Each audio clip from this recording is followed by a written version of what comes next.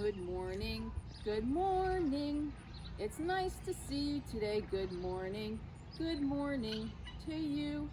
Hi, welcome to Story Corner and our little corner of the children's garden that we call the compost pile. I love to come here and dig around and see what's happening.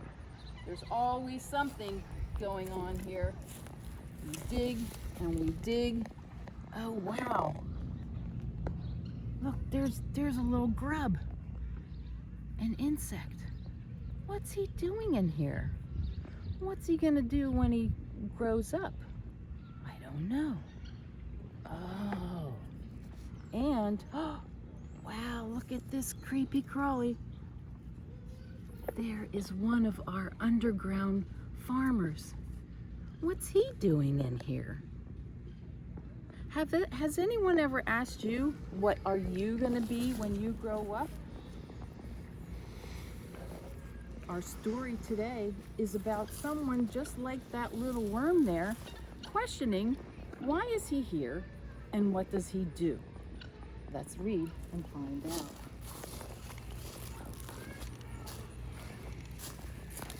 Carl and the Meaning of Life.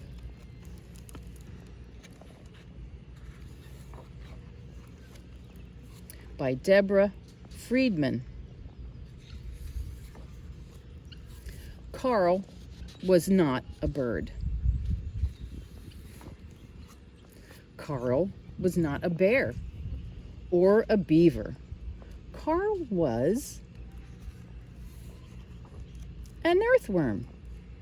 He lived underground, moving, always moving, burrowing, tunneling, digesting dead leaves, feasting and casting, turning hard soil into fluffy soil day after day.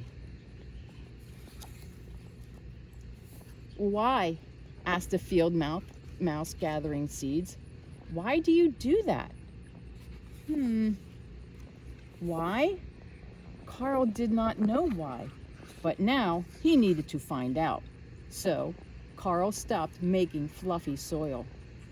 I'll be right back, he told the field mouse. He spotted a rabbit. Well, maybe she knew. Why do I do what I do? He asked her. Oh, goodness dear, she said. I do not know. I do what I do for my babies.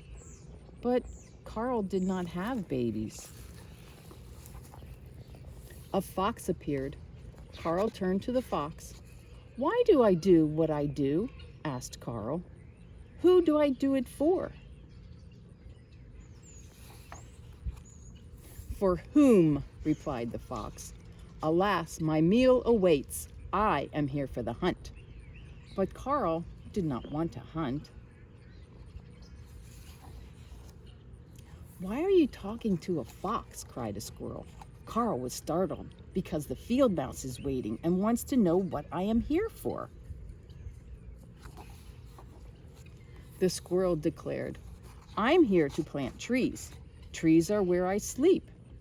But Carl could not sleep high in a tree, and not without an answer for the mouse. So he pushed on. And on and on. Hours turned into days until the soil was no longer fluffy. The ground around Carl turned barren and dry, while he continued to search and sigh into the night.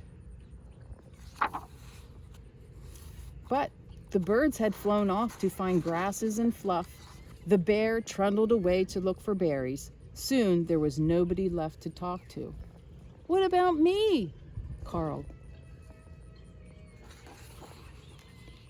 The clouds were silent. So was the air. I will never find out, he sniffled. Then Carl heard his sniffle echo, followed by a squeak. I can't find any grubs, a voice cried. It was the soundest ground beetle he had ever seen.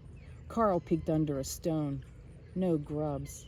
Then he poked at dirt. It was hard like rock. Where was his fluffy soil? Suddenly, Carl knew what he needed to do. "I'll be back," he promised.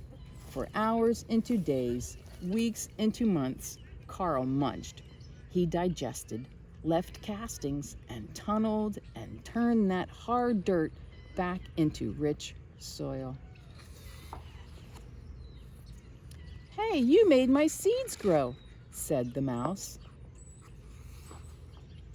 Clover blossomed once again, and the rabbit came back with her kits. The squirrel returned to plant new trees. The fox was lured by the hunt, all of them able to do what they do. How? Well, why not ask Carl? So Carl plays an important role in the life of all living things. Hope you'd enjoyed our story, and I'll see you next time.